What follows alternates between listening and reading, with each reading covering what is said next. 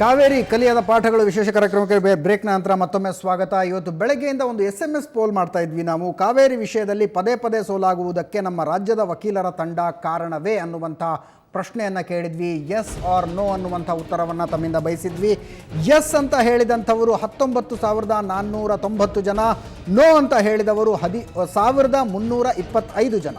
ಅಲ್ಲಿಗೆ ಹೌದು, ನಮ್ಮ ವಕೀಲರ ತಂಡದ ಕಾರಣಕ್ಕಾಗಿಯೇ ನಮಗೆ ಪದೇ ಪದೇ ಸೋಲಾಗ್ತಾ ಇದೆ ಅಂತ ಹೇಳ್ತಾ ಇರುವಂಥವರು 94% ಜನ ಆದರೆ 6% ಜನ ಹೇಳ್ತಾ ಇದ್ದಾರೆ ನಮ್ಮ ವಕೀಲರ ತಂಡ ಇದಕ್ಕೆ ಕಾರಣ ಅಲ್ಲ ಅನ್ನುವಂಥದ್ದು. ಎಸ್, ದಿನೇಶ್ ಗುಂಡೂರಾವ್ ಅವರೇ, ಜನಾಭಿಪ್ರಾಯ ಬಹಳ ಸ್ಪಷ್ಟವಾಗಿದೆ. ಜನರ ಅಭಿಪ್ರಾಯ ಇದು. ನನಗನ್ಸಿದ್ದು, ಮೊನ್ನೆ ನಾನು MB ಪಾಟೀಲ್ ಅವರು ಕೂಡ ಇದೇ ಮಾತನ್ನು ಹೇಳ್ತಾ ಇದ್ದೆ, ವಕೀಲರ ತಂಡವನ್ನು ಸಮರ್ಥಿಸಿಕೊಳ್ಳುವ ಮೂಲಕ ರಾಜ್ಯ ಸರ್ಕಾರ ತನ್ನ ವರ್ಚಸ್ಸಿಗೆ ತಾನೇ ಹೊಡೆತ ಕೊಟ್ಕೊಳ್ತಾ ಇದೆ. ಹಾಗಲ್ಲ, ಈಗ ರಾಜ್ಯ ಸರ್ಕಾರಕ್ಕೆ ಬಹಳ ದೊಡ್ಡ ಜವಾಬ್ದಾರಿ ಇರ್ತದೆ. ಯಾಕೆಂತ ಹೇಳಿದ್ರೆ ನಾವು ನಮ್ಮ ವಕೀಲರ ಮೇಲೆ ನಂಬಿಕೆ ಇಲ್ಲದೆ ಹೋದರೆ ನಾಳೆ ಅವರು ಇನ್ನೂ ಕೂಡ ಕೋರ್ಟ್ಗಳಲ್ಲಿ ಹೋಗಿ ನಮ್ಮ ಪರವಾಗಿ ಆರ್ಗ್ಯೂ ಮಾಡಬೇಕಾಗ್ತದೆ. ಇನ್ನೂ ಮುಖ್ಯವಾದಂಥ ನಮ್ಮ ಪೆಟಿಷನ್ ಏನಿದೆ ಅಕ್ಟೋಬರ್ ತಿಂಗಳಲ್ಲಿ ಬರ್ತಾ ಇದೆ 18ನೇ ತಾರೀಕು, ಅಲ್ಲೂ ಅವ್ರು ಆರ್ಗ್ಯೂ ಮಾಡಬೇಕಾಗ್ತದೆ. ಈಗ ನಾವು ಒಂದು ಕ್ಲೈಂಟ್ ಆಗಿ ನಮ್ಮ ವಕೀಲರನ್ನ ಅವ್ರ ಮೇಲೆ ನಂಬಿಕೆ ಇಲ್ಲ ನಮಗೆ ಅಂತ ಹೇಳ್ಕೊಳಕ್ಕೆ ಶುರು ಮಾಡಿದ್ರೆ ನಾಳೆ ಪರಿಸ್ಥಿತಿ ಏನಾಗ್ಬೋದು. ಮತ್ತು ಇನ್ನೊಬ್ಬರನ್ನ ನಾವು ಈ ಸಂದರ್ಭದಲ್ಲಿ ತೊಗೊಂಡು ಬಂದಿಟ್ಟರೆ ಅವ್ರು ಯಾವ ರೀತಿಯಾಗಿ ಆರ್ಗ್ಯೂ ಮಾಡ್ತಾರೆ ಅಂತ ನಾವು ಹೇಳೋಕ್ಕಾಗೋದಿಲ್ಲ. ಅದರಿಂದ ಇದು ಭಾವನಾತ್ಮಕ ವಿಚಾರ, ಒಪ್ಕೊಳ್ತೀನಿ. ಜನ ಇದನ್ನು ನೋಡಿಕೊಂಡು ಅನಿಸಿರ್ತದೆ. ಯಾಕಂತ ಹೇಳಿದ್ರೆ ಜನರ ಕೋಪ ಯಾರ ಮೇಲೆ ತೀರಿಸ್ಕೋಬೇಕು, ರಾಜ್ಯ ಸರ್ಕಾರ ಮೇಲೆ ತೀರಿಸ್ಕೊಳ್ಬೇಕು, ವಕೀಲರ ಮೇಲೆ ತೀರಿಸ್ಕೊಳ್ಬೇಕು. ಯಾಕಂತ ಹೇಳಿದ್ರೆ ಬೇರೆ ಇನ್ನೇನು ಮಾಡೋಕ್ಕೆ ಸಾಧ್ಯ. ಇವತ್ತು ಖಂಡಿತ ರಾಜ್ಯಕ್ಕೆ ದೊಡ್ಡ ಅನ್ಯಾಯ ಆಗಿದೆ. ಇದ್ರ ಬಗ್ಗೆ ಎರಡು ಮಾತಿಲ್ಲ. ಇದು ರಾಜಕೀಯ ಏತರವಾಗಿ ನಾವು ಮಾತಾಡಬೇಕು. ಕಾಂಗ್ರೆಸ್, ಬಿಜೆಪಿ, ಬೇರೆ ಪಕ್ಷ ಅಂತ ಅಲ್ಲ, ದೊಡ್ಡ ಅನ್ಯಾಯ ಆಗಿದೆ.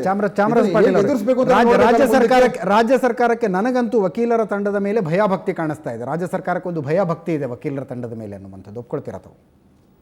ಈಗ ಒಂದು ಏನಾಗಿದೆ, ಇಲ್ಲಿ ವಕೀಲರ ತಂಡ ಇದೆ. ಈಗ ಗುಂಡೂರಾವ್ ಅವ್ರು ಹೇಳ್ದಂಗೆ ಅವ್ರ ಮೇಲೆ ವಿಶ್ವಾಸ ನಾವು ಕಳ್ಕೋಬಾರ್ದು ಅಂಥೇಳಿ ಒಂದು ಇಲ್ಲಿ ಏನು ಕೊರತೆ ಅಂತೂ ಖಂಡಿತ ಇದೆ. ಈ ಒಂದು ರಾಜ್ಯ ಸರ್ಕಾರ ಮತ್ತು ನಮ್ಮ ವಕೀಲರ ತಂಡದ ನಡುವೆ ಒಂದು ಸರಿಯಾದ ಸಂಬಂಧ ಇದೆಯಾ ಇಲ್ಲ, ಅಥವಾ ಇವರು ಸರಿಯಾಗಿ ಅವರಿಗೆ ಮಾಹಿತಿ ಕೊಡ್ತಾರೋ ಇಲ್ವೋ, ಅದು ಭಾಳ ಮುಖ್ಯವಾದಂಥದ್ದು. ಈಗ ಇವತ್ತಿನ ಮುಖ್ಯಮಂತ್ರಿಗಳ ಹೇಳಿಕೆ ನೋಡಿದರೆ ಅದು ಎದ್ದು ಕಾಣಿಸ್ತಾ ಇದೆ. ಇವತ್ತು ನಮ್ಮ ವಕೀಲರ ತಂಡಕ್ಕೂ ಮತ್ತು ನಮ್ಮ ರಾಜ್ಯ ಸರ್ಕಾರಕ್ಕೂ ಇರ್ತಕ್ಕಂಥ ಸಾಮ್ಯತೆ ಕಡಿಮೆ ಇದೆ ಇಲ್ಲಿ. ಇನ್ನೊಂದು ಏನಂತಂದರೆ, ಇಷ್ಟು ದೊಡ್ಡ ರಾಜ್ಯ, ಇವತ್ತು ನಮ್ಮದು 6 ಕೋಟಿಗೂ ಮಿಕ್ಕಿ ಜನಸಂಖ್ಯೆ ಇರೋಂಥ ನಮ್ಮ ರಾಜ್ಯದಲ್ಲಿ ವಕೀಲರಿಲ್ವಾ, ತಜ್ಞ ವಕೀಲರಿಲ್ವಾ? ಈಗ ಜಯಲಲಿತಾ ಅವರು ಜೈಲಿನಲ್ಲಿದ್ದಾಗ ನಾರಿಮನ್ ಅವರು ಬೇಲ್ ಕೊಡಿಸ್ತಾರೆ. ಈಗ ಅದು ಒಂದು ಏನಂದ್ರೆ ನಮ್ಮ ಜನರ ಮೇಲೆ ಖಂಡಿತ ಅದು ಪರಿಣಾಮ ಆಗ್ತದೆ. ಇವತ್ತು ಅವರು ಪ್ರಶ್ನೆಗಳು ಸಹಜವಾಗಿ ಉದ್ಭವ ಆಗ್ತಕ್ಕಂಥ ಪ್ರಶ್ನೆ. ಅದಕ್ಕಾಗಿ ನಮ್ಮ ರಾಜ್ಯ ಸರ್ಕಾರ ಏನಾದ್ರೆ ಬಹಳ ಗಂಭೀರವಾಗಿ ಚಿಂತನೆ ಮಾಡಬೇಕು. ಈಗ ಒಂದು ವೇಳೆ ನಾರಿಮನ್ ಅವರಿಗೆ ವಯಸ್ಸಾಗಿದೆ, ಏನು ಆಯ್ತು ಅಂದ್ರೆ ಪರ್ಯಾಯ ಒಂದು ಹುಡುಕಿಡ್ಬೇಕಲ್ಲ, ಒಂದು ತಜ್ಞರ ಒಂದು ವಕೀಲರ ತಂಡ ನಾವು ತಯಾರು ಮಾಡಿ. ಕಾರ್ಯಕ್ರಮದ ಕೊನೆ ಭಾಗಕ್ಕೆ ಬರ್ತಾ ಇದ್ವಿ. ರವಿಕೃಷ್ಣ ರೆಡ್ಡಿ ಅವರೇ, ತಮಿಳುನಾಡಿನ ವಾದ ಫ್ಯಾಕ್ಟ್ಸ್ ಅಂಡ್ ಫಿಗರ್ಸ್ ಮೇಲೆ ಬೇಸ್ಡ್ ಆಗಿದೆ, ನಮ್ಮ ಅಷ್ಟು ಭರವಸೆ ಇರೋದು ವಕೀಲರ ಮೇಲೆ. ನಾವು ಇಡೀ ನಾನು ಮೊನ್ನೆ ನೀವು ಕಾರ್ಯಕ್ರಮದಲ್ಲಿದ್ದಾಗಲೇ ಅವತ್ತು ಹೇಳಿದೆ, ನಾವೆಲ್ಲವನ್ನು ವಕೀಲರಿಗೆ ಒತ್ತೆ ಇಟ್ಬಿಟ್ಟಿದ್ದೀವಿ ಅನ್ನುವಂಥ ಒಂದು ವಾತಾವರಣ ಇದೆ.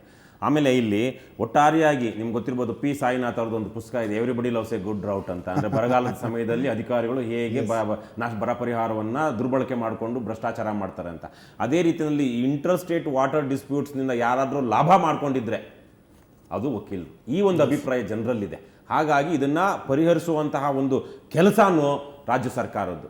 ಜನ ಅವತ್ತು ಸರ್ಕಾರ, ಇವತ್ತು BT ವೆಂಕಟೇಶ್ ಅವರು ಖ್ಯಾತ ವಕೀಲರು, ಇದೇ ಸರ್ಕಾರದಲ್ಲಿ ಸರ್ಕಾರಿ ವಕೀಲರಾಗಿದ್ದಾರೆ, ಅವ್ರು ಹೇಳ್ತಾ ಇದ್ದಾರೆ ಒಂದು ಟ್ರಾನ್ಸ್ಪರೆನ್ಸಿ ಬೇಕು. ಇದು ಇವತ್ತಿನ ರಾಜ್ಯದ ಜನತೆ ಮುಂದೆ ರಾಜ್ಯ ಸರ್ಕಾರವಾದದ್ದು ಒಂದು ಮಾಹಿತಿಗಳನ್ನೆಲ್ಲವನ್ನು ಇಟ್ಟು ಇದಪ್ಪ ವಾಸ್ತವ, ನಾವು ಇವೆಲ್ಲವನ್ನೂ ಮಾಡ್ತಿದೀವಿ ಅಂತ. ಇವೆಲ್ಲವನ್ನೂ ಮಾಡಿದಿರಾ ಅದೇನೋ ಇವತ್ತು ತಿರುಗಿ ಬಂದ 5-6 ದಿವಸ ಆಯ್ತಾ, ಇವತ್ತು ಬರೆದಿದ್ದಾರೆ ಮುಖ್ಯಮಂತ್ರಿಗಳ ಪತ್ರ. ಮೊದಲನೇ ದಿವಸ ಬರೆದಿದ್ರೆ ಇಷ್ಟರಲ್ಲಿ ಪ್ರಧಾನಮಂತ್ರಿಗಳು ಮಧ್ಯ ಪ್ರವೇಶಿಸ್ತಿದ್ರೋ ಇಲ್ವೋ ನಮ್ಗೆ ಗೊತ್ತಾಗ್ತಿತ್ತು.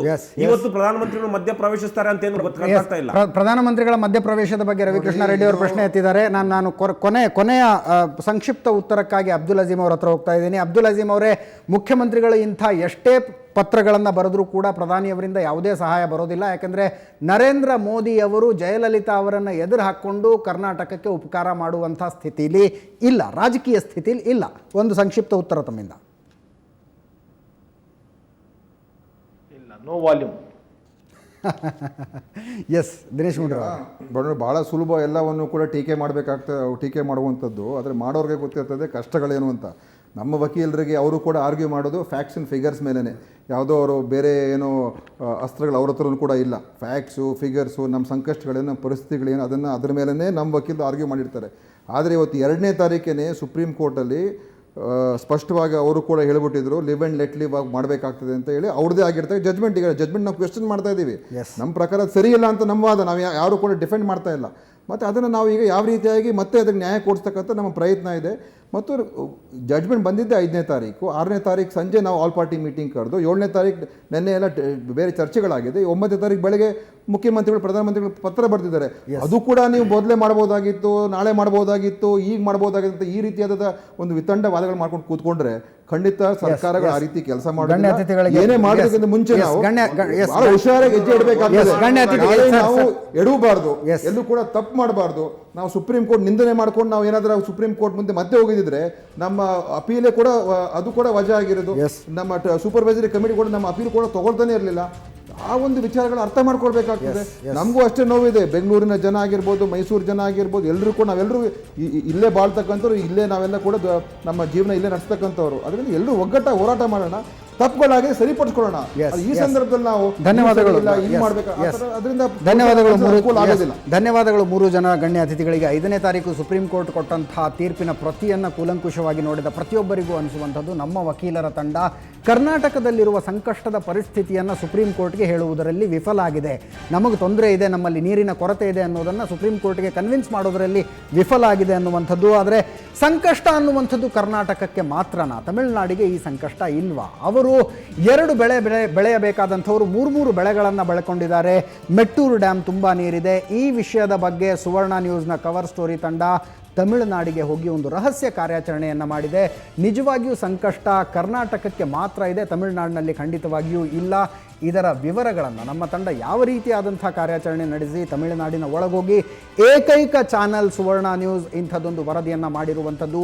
ಇವತ್ತು 8:00ವರೆಗೆ ಅದು ಪ್ರಸಾರ ಆಗುತ್ತೆ, ತಪ್ಪದೇ ನೋಡಿ. ಇಷ್ಟು ಹೇಳ್ತಾ ಈ ವಿಶೇಷ ಕಾರ್ಯಕ್ರಮನ ಮುಗಿಸ್ತಾ ಇದ್ದೀನಿ. ನೇರ ದಿಟ್ಟ ನಿರಂತರ ಸುದ್ದಿಗೆ ನೋಡ್ತಾ ಇರಿ ಸುವರ್ಣ ನ್ಯೂಸ್.